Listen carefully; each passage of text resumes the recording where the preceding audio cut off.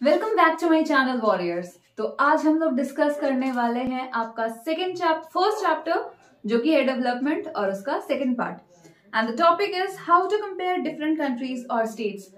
पहले ही मैं आप लोगों को बिल्कुल माफी मांग लेना चाहूंगी क्योंकि आज दिवाली है और मैं आज शूट कर रही हूँ, तो मे भी कुछ पटाखों के आवाज आ सकते हैं।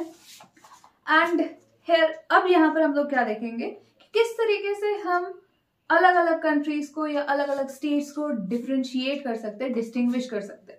लेकिन उससे पहले एक एग्जांपल हम लोगों के बुक में दिया हुआ है कि कैसे हम क्लासरूम के बच्चों को डिफरेंशिएट करते हैं। अलग अलग बच्चों में अलग अलग खूबियां होती है, अलग अलग क्वालिटीज होती है, पर हम लोग उन सारे बच्चों को उनके फिजिकल अपीयरेंस से सबसे पहले डिफरेंशिएट करते हैं। उसके बाद हम उनके क्वालिटीज के अकॉर्डिंगली डिफरेंशिएट करते हैं। लाइक हम लोगों को अगर डिबेट टीम बनाना है तो वैसे बच्चों को हम चूज करते हैं जो पढ़ाई में अच्छे हो, जो वहां पर जाकर स्टेज में जाके डरे नहीं, जिनमें स्टेज फोबिया ना हो, जो इजीली वहां पर स्टेज में जाके कंपटीशन में जीत सके।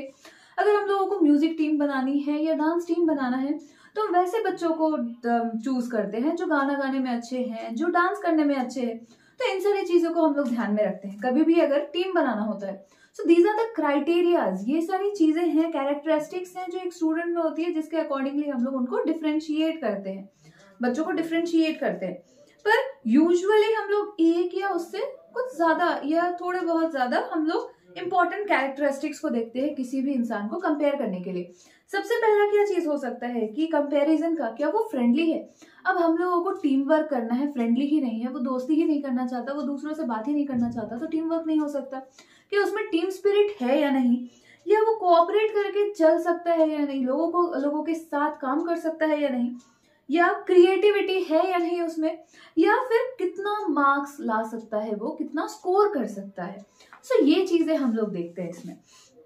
उसके अलावा this is true of development too. चाहे हम लोग अगर बात करें कंट्रीज के डेवलपमेंट के लिए, तो उसी तरीके से हमारे कंट्रीज के डेवलपमेंट में भी ये सारी चीजें बहुत मायने रखती है। अब कैसे? सबसे पहला फैक्टर तो हम लोगों को ये पता है कि इनकम बहुत ज्यादा इंपॉर्टेंट है। इनकम हम लोगों का हम लोगों को बताता है कि क्या वो डेवलप्ड है या फिर अंडर डेवलपिंग कंट्री है। पर इनकम किस लिए हम लोग देखते हैं इनकम को? क्योंकि अगर ज्यादा इनकम होगा तो सीधी सी बात है, अगर किसी के पास ज्यादा इनकम है तो वो ज्यादा महंगे कार खरीद सकता है, वो अपना घर खरीद सकता है, या जो भी चीजें उन्हें चाहिए वो सारी की सारी चीजें वो अपना कंप्लीट कर सकता है अपने इनकम से। तो इस हिसाब से हम लोग देखते हैं कि अगर इनकम ज्यादा है तो फिर वो डेवलप्ड है, और अगर इनकम नहीं है तो वो इनकम कम है तो वो डेवलप्ड नहीं है। ये सारी चीजें हम लोग देखते हैं। Now what is the income of a country? Intuitively the income of the country is the income of all the residents of the country. Exactly. Income of a country क्या है? किसी भी देश की इनकम किसको कहते हैं? हर एक सिटीजन जो उस कंट्री में रहता है वो जितना भी कमाता है उसको हम लोग इनकम ऑफ अ कंट्री कहते हैं एज ऑल टोटल। और इसी वजह से हम लोग ये भी कहते हैं कि टोटल इनकम से हम लोग कंपेयर कर सकते हैं कंट्रीज को। So for countries, their income is considered to be one of the most important attributes. ये तो हम लोगों को पता ही है। At the same time, total income of a country क्या हो सकता है? Total income of a country है हम लोग average income क्या है हम लोगों का? So total income of a country by total population. Average income कैसे निकालते हैं हम लोग? पूरे कंट्री में कौन कितना कमा रहा है वो देखते हैं, और उसके बाद हम लोग देखते हैं कि कितना पॉपुलेशन है, पूरे कंट्री का पॉपुलेशन कितना ज्यादा है।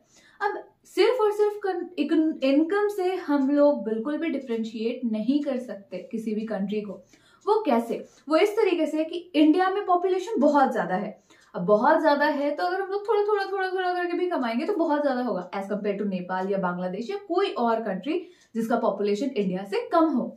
सो नेपाल और इंडिया का अगर हम लोग कंपेयर करेंगे तो ऑब्वियसली अगर इंडिया 100 रुपए भी कमा रहा है, चलो 10 रुपए भी कमा रहा है पर डे, इंडिया के सारे लोग 10 रुपए भी कमा रहे हैं हर रोज, तो भी नेपाल अगर 100 रुपए कमा रहा है पर डे तो भी उससे हम लोगों का इनकम ज्यादा होगा। So this is the difference between the population की वजह से हम लोगों का इनकम बढ़ गया। ऑल्दो हम लोग सिर्फ 10 रुपए कमा रहे हैं पर डे और नेपाल के लोग 100 रुपए कमा रहे हैं पर डे, फिर भी हम लोगों का एवरेज इनकम क्या हो गया?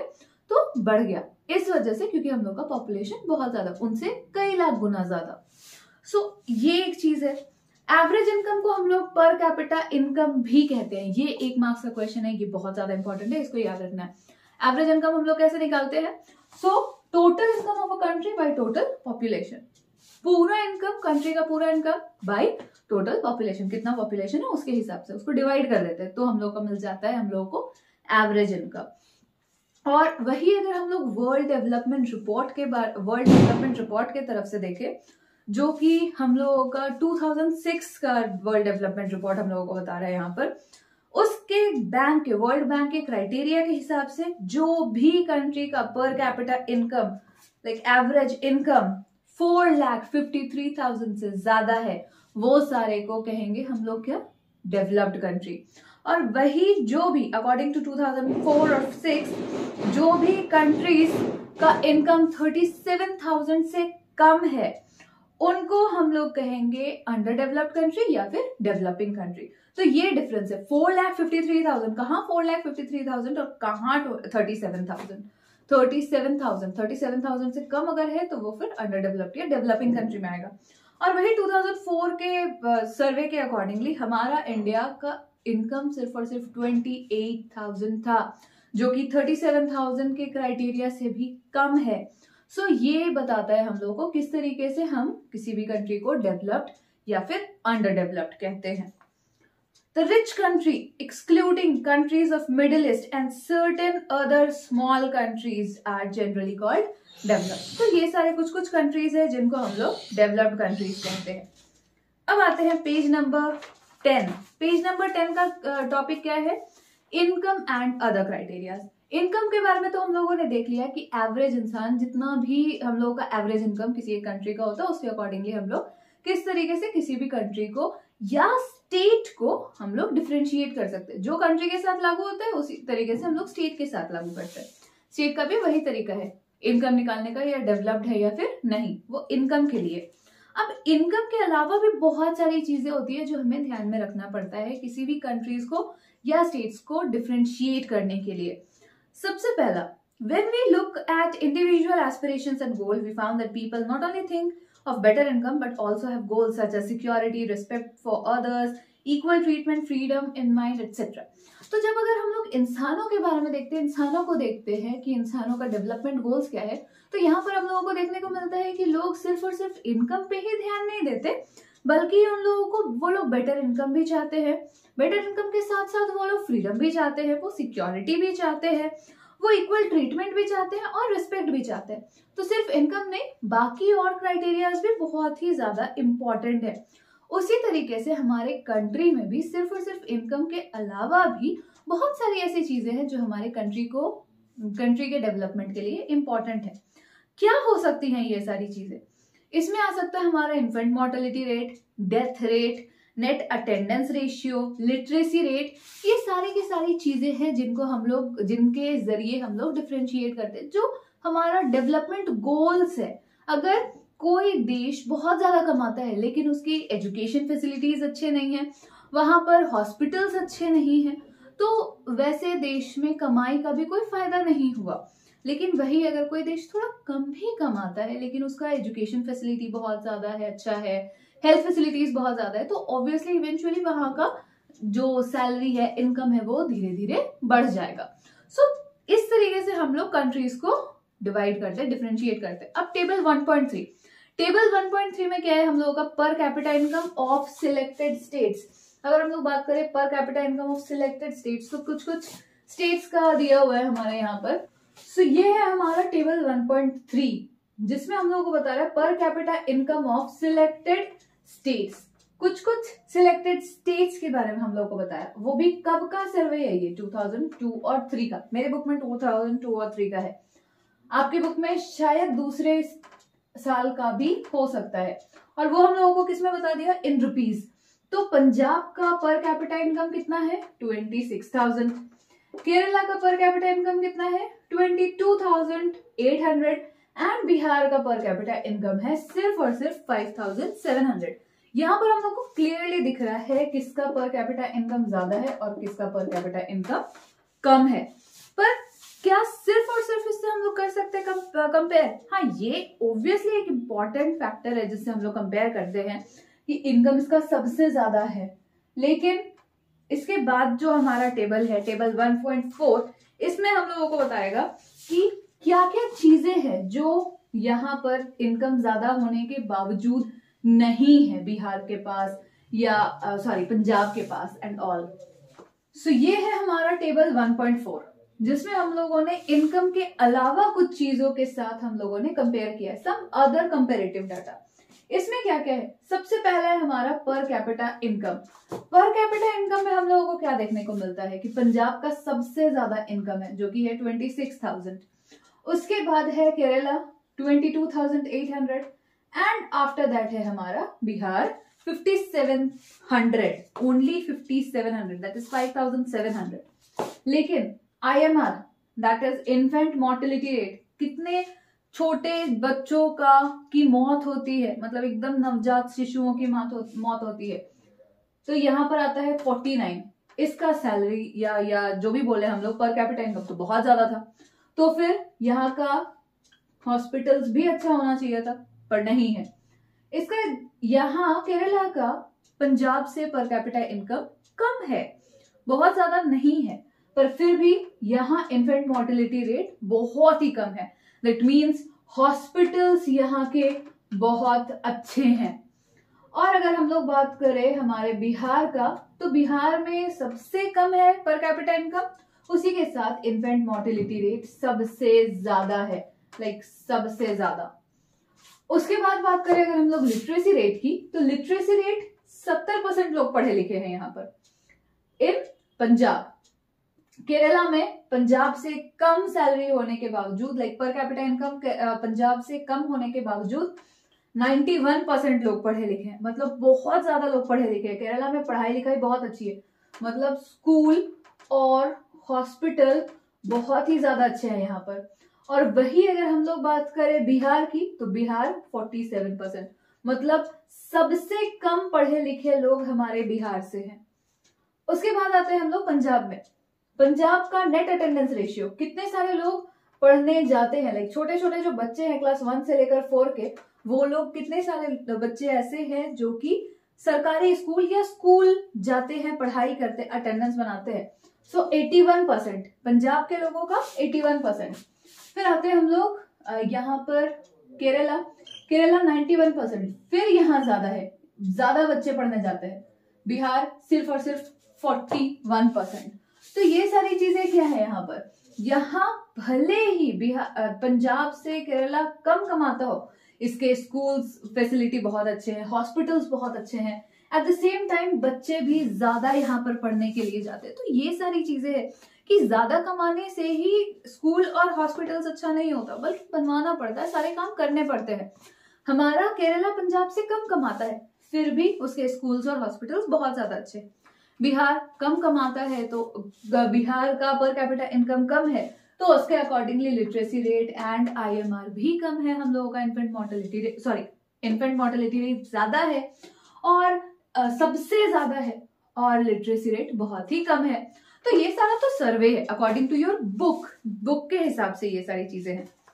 अब अगर बात करें जो हम लोगों को टेबल दिखाता है कि ये सारी चीजें, अब यहाँ पर सिर्फ और सिर्फ बात यही खत्म नहीं होती कि इन्फेंट मोर्टेलिटी रेट बहुत ज्यादा बड़ा प्रॉब्लम, बल्कि यहाँ पर ये भी चीज है कि बच्चे स्कूल जा नहीं पाते। बिहार में सिर्फ इन्फेंट मोर्टेलिटी रेट ही नहीं है कि बहुत ज्यादा है, बहुत छोटे छोटे बच्चे मरते हैं, बल्कि जो बच्चे हैं क्लास 1 से लेकर 4 के, वो लोग स्कूल भी नहीं जा पाते। तो ये बहुत ही बड़ा प्रॉब्लम है। This means that if you went to school in Bihar, more than half of your class would be missing. इसका सीधी मतलब यही है कि अगर हम स्कूल भी जाते हैं बिहार में, तो आधा से ज्यादा बच्चे स्कूल में नहीं होंगे। ये सारा हमारे बुक के अकॉर्डिंग है। पब्लिक फैसिलिटीज, अब पब्लिक फैसिलिटीज क्या है? पब्लिक फैसिलिटीज का अगर हम लोग बात करें, तो एक एवरेज पर्सन जो पंजाब में कमाता है वो बहुत ज्यादा है केरला से, जो कि हम लोगों ने देखा। बट केरला पंजाब से इसका पब्लिक फैसिलिटीज ज्यादा अच्छा है। अब कौन सा public facility? School, hospital Punjab से बहुत ज्यादा अच्छा है इसका। Money in your pocket can not buy all goods and services that you may need to live. Exactly, मेरे पास बहुत सारे पैसे हैं, बहुत सारा पैसा मैंने रख दिया है कहीं पर, गोदरेज में या कहीं पर भी रख दिया है मैंने, लॉकर में छुपा कर रख दिया है, और मैं उस पैसों को खर्च ही नहीं कर रही हूँ कुछ खरीदने के लिए या किसी भी चीज के लिए। तो क्या उस पैसे का कोई मतलब है? कोई मतलब नहीं। चलो ठीक है, मैं खरीदना भी चाहती हूँ, पैसे भी है मेरे पास, लाइक बहुत कोई घर पे बहुत ज्यादा बीमार हो गया, think of a situation like मेरे घर पे या किसी के भी घर पे कोई बहुत ज्यादा बीमार हो गया, पैसे पड़े हुए हैं, बहुत पैसे हैं, लेकिन हॉस्पिटल ही अच्छा नहीं है आसपास, तो पैसे से भी मैं नहीं बचा सकती अपने फैमिली मेंबर को जब तक मैं दूसरे स्टेट नहीं जाती इलाज करवाने के लिए। या मेरे पास बहुत पैसे हैं, मैं अपने बच्चों को पढ़ाना चाहती हूँ अच्छे से अच्छे स्कूल में, लेकिन स्कूल से नहीं है आसपास, तो पढ़ाई नहीं करवा सकती, उसके लिए फिर मुझे बाहर भेजना पड़ेगा। सो इस हिसाब से बोल रहा है कि money in your pocket can not buy all the goods and services that you may need to live well. Obviously money और सर्विसेज, पैसा जो हमारे पॉकेट में है वो जरूरी नहीं कि हर एक चीज जो हमें चाहिए वो हमें खरीद कर दे सके। तो इनकम अपने आप में कंप्लीट नहीं है, कंप्लीट इंडिकेटर नहीं है, क्योंकि हम लोगों को गुड्स एंड सर्विसेज ऐसा हम लोगों को बहुत कुछ चाहिए जो हम लोग यूज कर सके। अब इनकम है, पैसे हैं, लेकिन हमारे पास गुड्स एंड सर्विसेज ही नहीं है, हमारे पास सर्विसेज ही नहीं है कि हम लोग खरीद सके या कुछ कर सके, तो उन पैसों का कोई मतलब ही नहीं बनेगा। For example, normally your money can not buy a pollution free environment. Exactly, पैसे हैं मेरे पास, लेकिन क्या मैं पोल्यूशन फ्री एनवायरमेंट खरीद सकती हूँ? नहीं खरीद सकती। क्या सिर्फ और सिर्फ पैसों से कोरोना भाग जाएगा? नहीं भागेगा। तो हम लोग सिर्फ और सिर्फ पैसों से हम लोग एनवायरमेंट, एक बहुत सुंदर सीनरी नहीं खरीद सकते, बहुत ज्यादा एकदम पोल्यूशन फ्री। दिल्ली कितना ज्यादा पोल्यूशन हो जाता है वहां पर कुछ महीनों में, लाइक जब पंजाब एंड हरियाणा की फसल कटती है तो दिल्ली कितना ज्यादा पोल्यूटेड हो जाता है कि हम लोग वहां पर पोल्यूशन फ्री एनवायरमेंट खरीद सकते हैं? नहीं खरीद सकते, चाहे कितने भी पैसे हो हम लोगों के पास। सो money may also not be able to protect you from infectious diseases. Exactly. क्या अमिताभ बच्चन के पास भी तो पैसे थे और बाकी और भी बहुत सारे लोगों के पास पैसे थे, क्या वो लोग कोरोना से कोरोना नहीं हुआ उन लोगों को? नहीं, उनके पास बहुत ज्यादा पैसा है, हम नहीं जाएंगे उनके पास, ऐसा तो नहीं हुआ। हाँ, ये और बात है कि पैसों की वजह से वो लोग ठीक जरूर हो गए, पैसे से वो लोग ठीक हो गए, डॉक्टर ट्रीटमेंट करवाए एंड ऑल दैट, पर फिर भी ये तो नहीं हुआ कि उन लोगों को कोविड नहीं हुआ। बिल्कुल हुआ, चाहे पैसे हो या नहीं हो, इन्फेक्शियस डिजीजेस से कोई नहीं बच सकता, चाहे कितने भी पैसे हो आपके पास। तो यहाँ पर एक और चीज आता है कि चलो कितना भी पैसा है, क्या कोई हमेशा के लिए हमेशा जिंदा रह सकता है? कभी नहीं मरेगा। बहुत ज्यादा अमीर लोग हैं, वो लोग भी मरते हैं। तो ये सारी चीजें, it is provided these goods and services collectively, like cheapest way. हम लोगों को सबसे सस्ता में हर एक चीज चाहिए, चीपेस्ट वे में सारी चीजें चाहिए। लाइक कितना हम लोग security, what if no one other than you in your village और locality is interested in studying?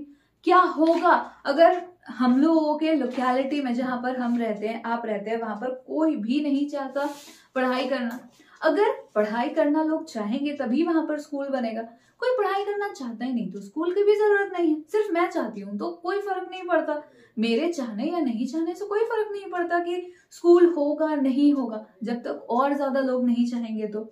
उसी तरीके से अगर हमारे मम्मी पापा, और एक और सिचुएशन, अगर हमारे मम्मी पापा के पास इतना पैसा नहीं है कि हमें प्राइवेट स्कूल्स में भेज सके, तो उस समय भी लाइक बहुत सारी चीजें हैं। हम लोग पढ़ इसीलिए सकते हैं क्योंकि हमारे जो फ्रेंड्स है, बाकी के स्टूडेंट्स है, वो लोग पढ़ना चाहते हैं। कोई एक पढ़ना चाहेगा और बाकी नहीं पढ़ना चाहेंगे तो पढ़ाई नहीं हो सकती।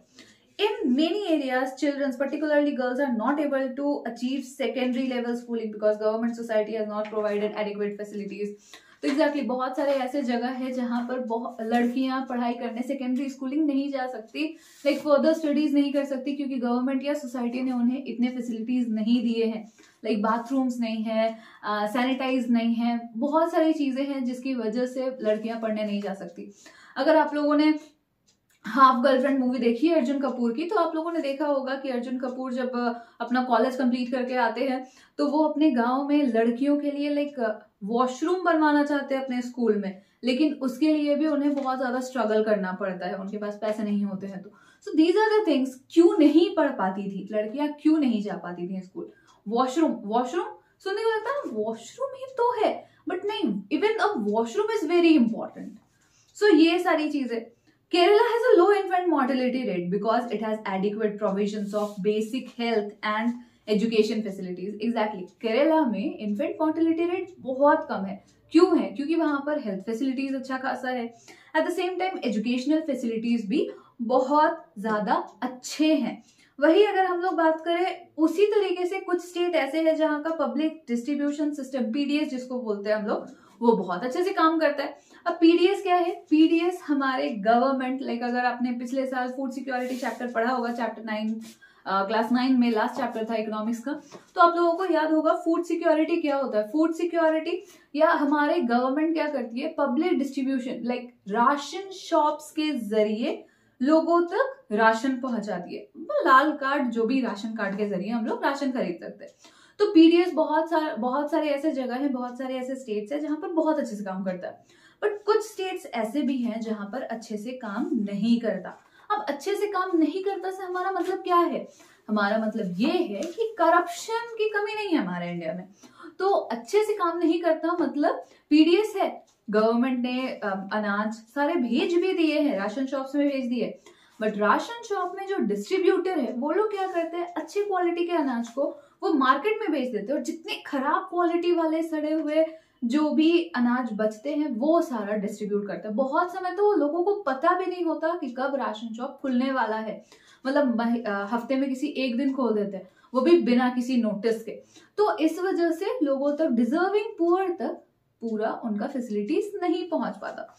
सो health and nutritional status of people of such state is certainly likely to be better. जिस भी जगह पर राशन शॉप बहुत अच्छे से काम करता है तो ऑब्वियसली वैसे जगहों पर हेल्थ कंडीशंस अच्छे होंगे, न्यूट्रिशनल स्टेट्स अच्छा होगा, लोगों को खाना समय पे मिल रहा है तो ऑब्वियसली वो अच्छा होगा।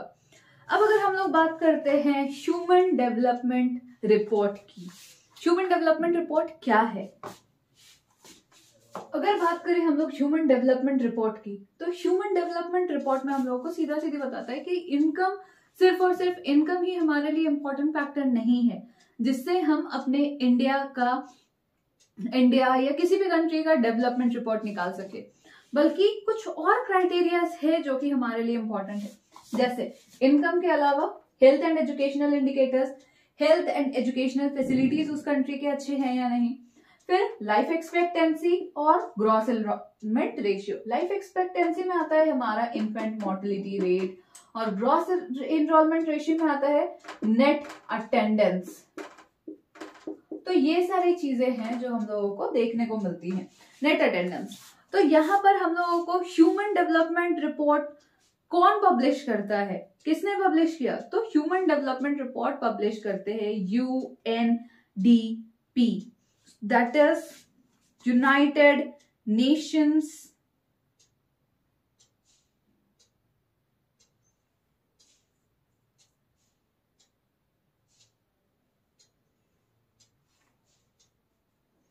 सो ह्यूमन डेवलपमेंट रिपोर्ट कौन हम लोगों का कंपेयर करता है? तो पब्लिश करते हैं यूएनडीपी, जो कि हमारे कंट्रीज को कंपेयर करती है on the basis of educational levels of people, उनके हेल्थ के बेसिस पे, एजुकेशन लेवल के बेसिस पे, हेल्थ लेवल के बेसिस पे, लाइक पर कैपिटा इनकम कितना है on US dollars, life expectancy कितनी है एट बर्थ, जन्म के समय कितने बच्चे जिंदा रहते हैं और कितने बच्चे मर जाते हैं, कितने लोग ऐसे हैं जो कि 15 साल से ऊपर के हैं और पढ़े लिखे हैं, कितने लोग लेवल 3 तक, लाइक 3 लेवल्स तक, सीनियर सेकेंडरी तक जा पाते हैं, पढ़ाई कर पाते हैं, और HDI रैंक क्या है, ह्यूमन डेवलपमेंट इंडेक्स कहते हैं हम लोग HDI को। HDI रैंक क्या है किसी भी कंट्री का पूरे वर्ल्ड में? तो यहाँ पर श्रीलंका, इंडिया, म्यांमार, पाकिस्तान, नेपाल और बांग्लादेश के बारे में हम लोगों को टेबल 1.6 में बता दिया है कि per capita income in US dollars कितना है सबका, लाइफ एक्सपेक्टेंसी कितनी है। श्रीलंका का सबसे ज्यादा लाइफ एक्सपेक्टेंसी है एट बर्थ, ज्यादा बच्चे जिंदा रह जाते हैं। उसके बाद है हमारा इंडिया का उससे थोड़ा कम है। और लिटरेसी रेट सबसे ज्यादा किसका है? तो श्रीलंका का है। कम किसका है? तो हमारे बांग्लादेश का सबसे कम है, और हमारे इंडिया का भी कुछ थर्ड पोजीशन पे है, लाइक थर्ड पोजीशन पे है। उसके बाद ग्रॉस एनरोलमेंट रेशियो, लाइक कितने बच्चे पढ़ने जाते हैं, कितने बच्चे एनरोल करवाते हैं, अटेंडेंस लेते हैं, लाइक रोज क्लास करने जाते हैं।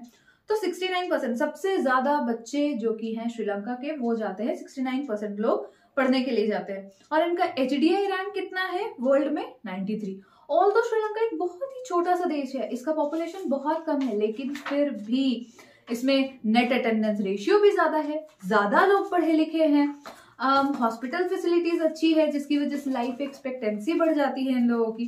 तो ये सारी चीजें हैं जिसके जरिए हम लोग देखते हैं कि क्या कौन सा देश डेवलप्ड है या कौन सा देश डेवलप्ड नहीं है।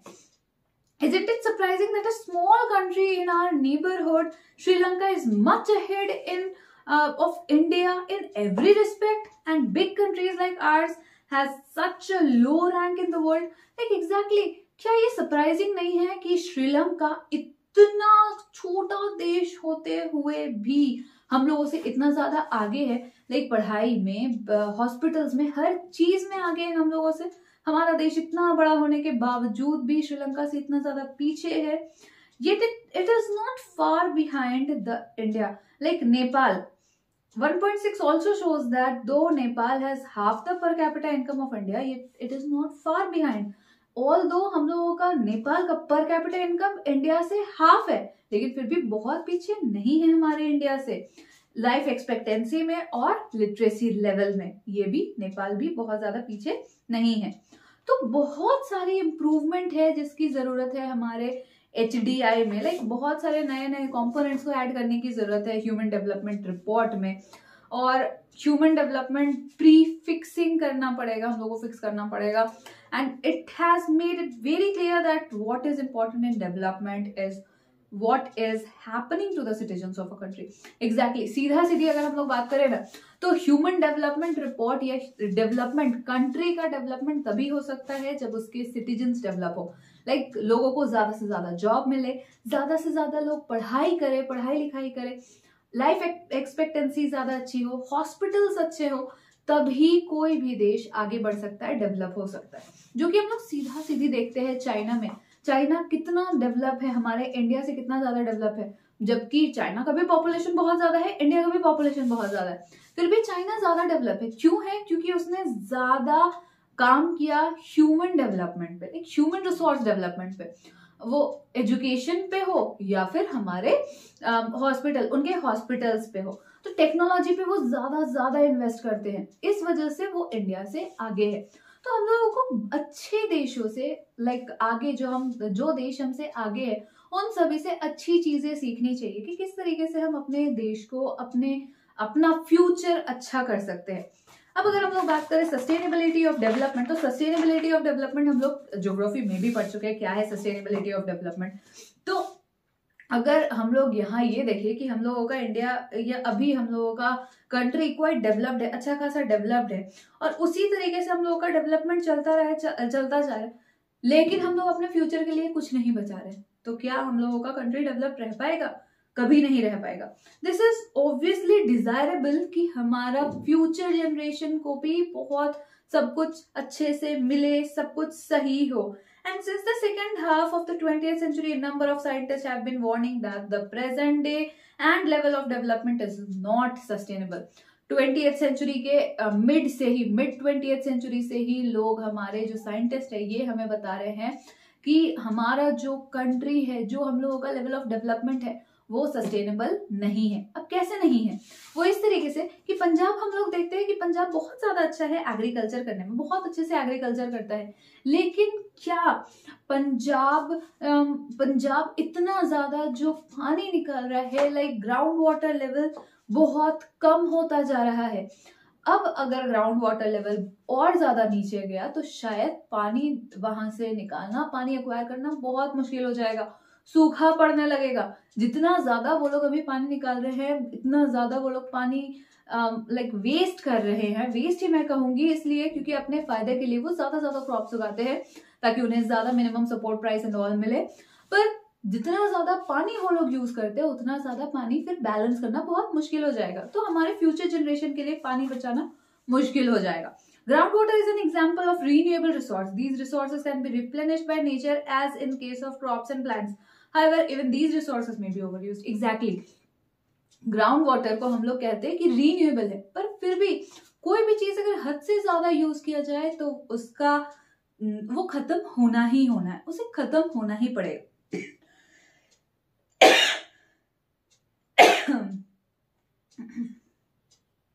For example, in the case of groundwater, if we use more than what is being replenished by the rain, then we would be overusing this resources. Exactly. अगर रिन्यूएबल है, ठीक है, रेनफॉल उसको रिन्यू कर देता है, पर अगर हम लोग जितना रिन्यू होता है उससे और ज्यादा खर्चा करें तो ऑब्वियसली क्या होगा, हमारा रिसोर्स खत्म हो जाएगा. भले ही रिन्यूएबल है फिर भी वो खत्म हो जाएगी.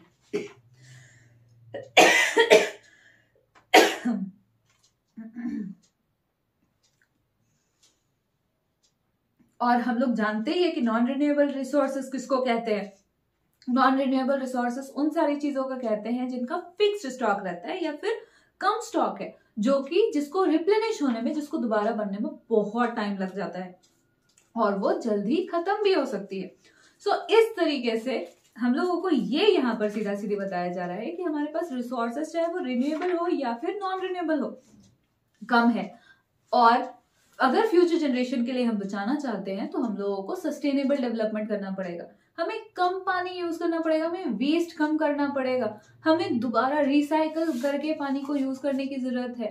तो ये सारी चीजें हैं जिससे हम लोग अपने रिसोर्स को बचा सकते हैं, डेवलपमेंट कर सकते हैं. और ये पूरा का पूरा चैप्टर ही हमें डेवलपमेंट के बारे में बता रहा है. सो ये है हमारा चैप्टर, जो कि फर्स्ट चैप्टर मैंने कंप्लीट कर दिया है.